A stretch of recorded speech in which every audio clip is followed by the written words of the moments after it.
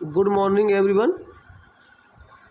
आज ये हमारा 6th क्वेश्चन, इसके बारे में हम आज अब पढ़ेंगे।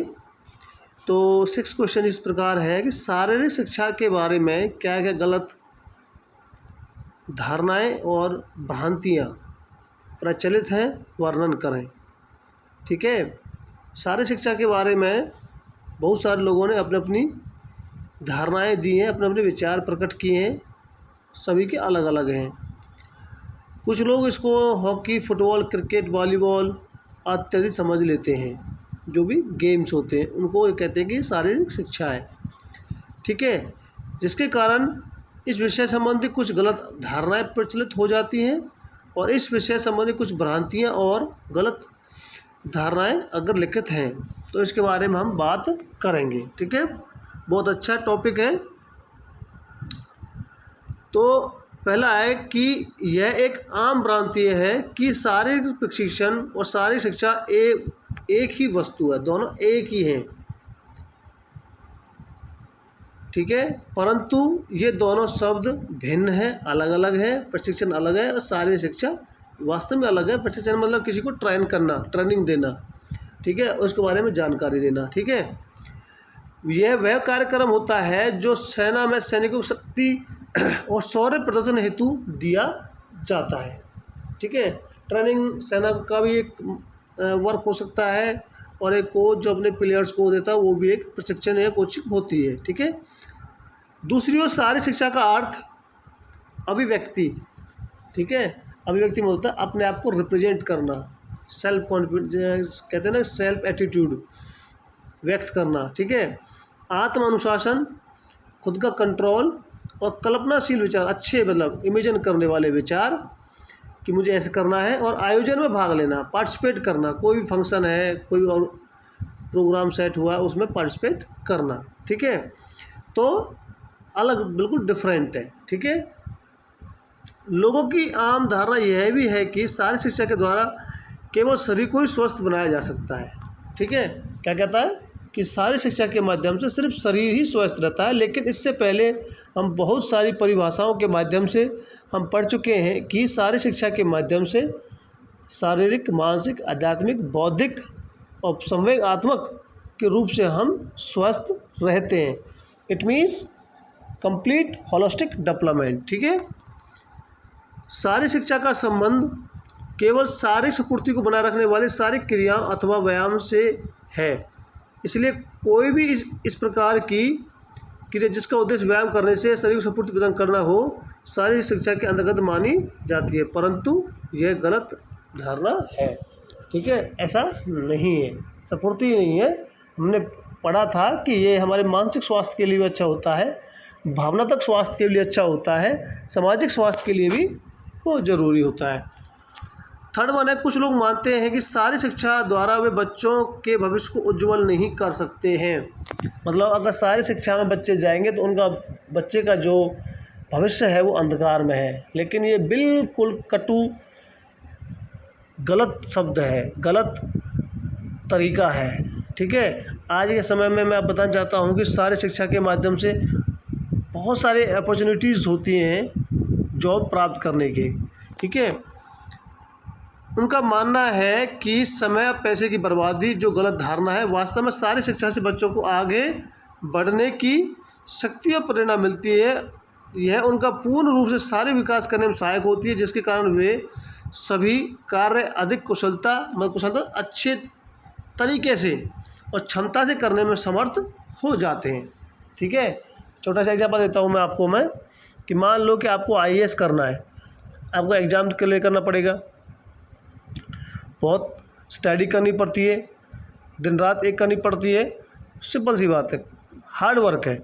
इसी प्रकार फिजिकल एजुकेशन में जाते हैं तो आपको फिजिकल एक्टिविटी इन्वॉल्व करना पड़ता है आपको अपने आप में। ठीक है, तो उसमें आपको एक तो आपका हेल्थ, दूसरा आपको ना को टेस्ट देना है और डायरेक्ट आपके ट्रायल पे आपका सिलेक्शन हो जाता है और जॉब मिल जाती है। जैसे कि अभी एक रिसेंटली केस स्टार्ट हुआ है कि सुशील कुमार वाला, उन्होंने ओलंपिक में मेडल लाया और डायरेक्ट उसको SP या DSP की पोस्ट पे उसको दिया गया और एसपी या डीएसपी की पोस्ट के लिए हमें बहुत सारी मेहनत करनी पड़ती है, स्टडी करनी पड़ती है, दिन रात एक करना पड़ता है, जब जाके हमें ये चीज़ मिलती है। तो ऐसा कुछ भी नहीं है।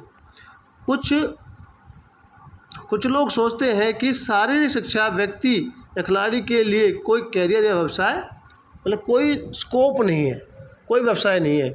ठीक है, मैं बताना चाहता हूँ, दिल्ली पुलिस हो, रेलवे हो, नेवी हो, एयरफोर्स हो, कितने भी डिपार्टमेंट हैं, हर डिपार्टमेंट में एक एथलीट के लिए या शारीरिक शिक्षा खिलाड़ी के लिए वैकेंसीज निकलती हैं डायरेक्टली ओनली ट्रायल बेसिस पे। ठीक है, तो you have to lot of chance in physical education.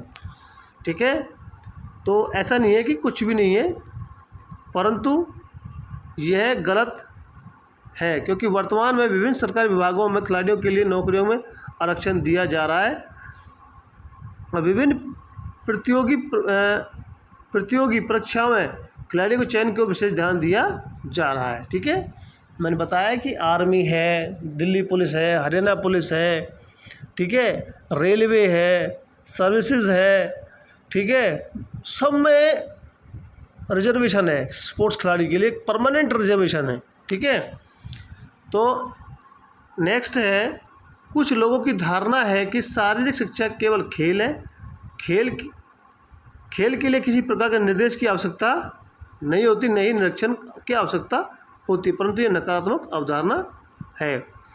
क्या कह रहा है, निर्देश, दिशा निर्देश, इंस्ट्रक्शन। भाई इंस्ट्रक्शन कंपलसरी है, निर्देश ज़रूरी है, बिना निर्देश के आदमी को आगे नहीं बढ़ेगा। और निर्देश हमें हमारे जो सीनियर खिलाड़ीज होते हैं, कैप्टन होता है, कोचेज होते हैं, वो देते हैं। और निरीक्षण नहीं निरीक्षण आवश्यक होता है। निरीक्षण होता है कि जांच पड़ताल, अपने जो गेम, आपने जो स्पोर्ट्स किया है, खेल किया है, फिजिकल एक्टिविटी की है, अगर आपने सही से किया है या नहीं किया है, परफॉर्मेंस अच्छी है, ये होता है निरीक्षण। तो ये बहुत ज़रूरी है। कुछ लोग शिक्षा को पीटी कहते हैं। वास्तव में पीटी अंग्रेजी में फिजिकल ट्रेनिंग शब्दों के दो प्रथम अक्षरों से है।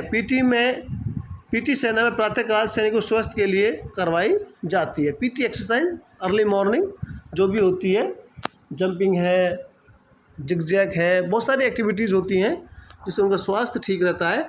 और सारी शिक्षा को पूर्ण रूप से पीटी कहना भी गलत है।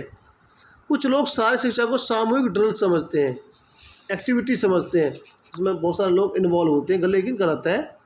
सारी शिक्षा में बहुत अंतर है। सारी शिक्षा से सर्वांगीण विकास होता है।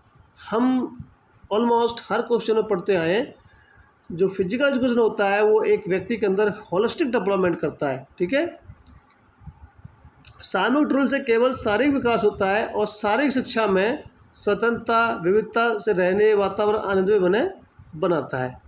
सामूहिक ड्रिल में पुनरावृत्ति अधिक होने से थकान और उदासीनता की वृत्ति आ जाती है। सामूहिक ड्रिल मतलब जैसे कि पुनरावृत्ति में रिपीटेशन, बार बार एक एक्टिविटी करना, बार बार एक ही प्रकार की एक्टिविटी करना, एक बोरिंग हो जाता है। ठीक है, कुछ लोग जिम्नास्टिक को ही शारीरिक शिक्षा कहते हैं। जिम्नास्टिक के द्वारा तो केवल शरीर को ही अधिक लचीला बनाया जा सकता है, लेकिन शारीरिक शिक्षा के माध्यम से शारीरिक है, मानसिक है, आध्यात्मिक है, ठीक है, बौद्धिक है, संवेगात्मक है, स्वस्थ रखा जा सकता है। ठीक है, उसके पश्चात 7वां क्वेश्चन है। 7 शारीरिक शिक्षा सर्वांगीण विकास होता है। सामूहिक ड्रिल से केवल शारीरिक विकास होता है। कुछ लोग जिम्नास्टिक को शारीरिक शिक्षा कहते हैं। जिम्नास्टिक के द्वारा तो केवल शरीर को ही लचीलापन बनाया जाता है, परंतु शारीरिक शिक्षा संपूर्ण विकास का पहलू है, मैंने अभी आपको बताया था। 9th है, कुछ लोगों की धारणा है कि शारीरिक शिक्षा संबंधी गतिविधियों से विद्यार्थियों में अनुशासनहीनता फैलती है, but this is wrong concept, totally wrong concept. ठीक है, फॉर एग्जांपल मैं एक एग्जांपल देना चाहता हूँ, बहुत सिंपल सा है कि इन दैट केस अगर कोई स्टूडेंट्स क्लास में लेट जाता है तो टीचर्स उसको अलाउड कर देता है। नेक्स्ट डे वो 100% अपने आप को लेट करेगा, पर teacher didn't punish to the students, उन्होंने स्टूडेंट्स को पनिश नहीं किया, ये किया थोड़ा बहुत किया। लेकिन अगर कोई खिलाड़ी